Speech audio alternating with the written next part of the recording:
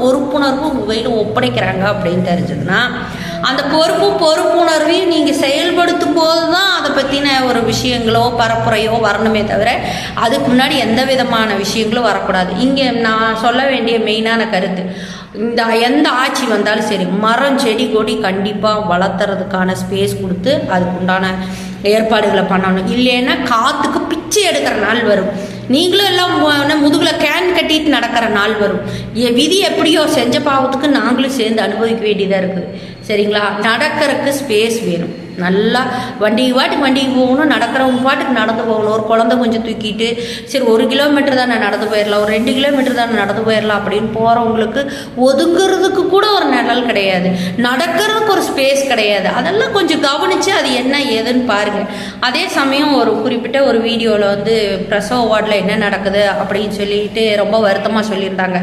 அதே பிரசவ வார்டில் நானும் அனுபவிச்சிருக்கேன். செவ்வாய்க்கிழமை எனக்கு குழந்தை பிறக்க வேண்டியது, புதன்கிழமை நைட் நைட் 10 மணி ஆயிடுச்சு. அவ்வளோ நேரம் வழியில் அந்த இடம் பூரா மண்டி போட்டு அந்த பாத்ரூம் கூட பார்க்காம நான் தவுந்து போயிருக்கேன். நான் அந்த மாதிரி ரொம்ப ரணமான சூழ்நிலையில் ரொம்ப சங்கடப்பட்டிருக்கேன். எனக்கு நம்ம யாரை என்னன்னு கூப்பிடுறதுனால எனக்கு பெருசாக தெரியாது. ஒரு 16-17 வயசில் எனக்கு அவ்வளோ ஒன்றும் பெருசாக எல்லாருக்குமே எல்லா அனுபவத்தோடு கட்டிட்டு வரமாட்டாங்க. அப்போ நான் அந்த டைமில் அண்ணா அக்கான்னு கூப்பிட்டேன்னா ஆமாம் இவ்வளவு கூட ஒட்டிட்டு போகிறதா நம்மளை அண்ணா அக்கான்னு கூப்பிட்றாளுங்க அப்படின்னு சொல்லி போட்டு அந்த டாக்டர் பேசுறத நான் கேட்க வேண்டியதாக இருக்குது. அவ்வளோ பேச்சு பேசுகிறாங்க. ஐயோ ஏன் கத்துற, எதுக்கு கத்துற, கருமம் புருஷன் கூட போகும்போதெல்லாம் நல்லா இருந்ததா உனக்கு, புள்ள வழி வரும்போது உனக்கு கத்த தோணுதா அப்படின்னு கேட்டாங்க.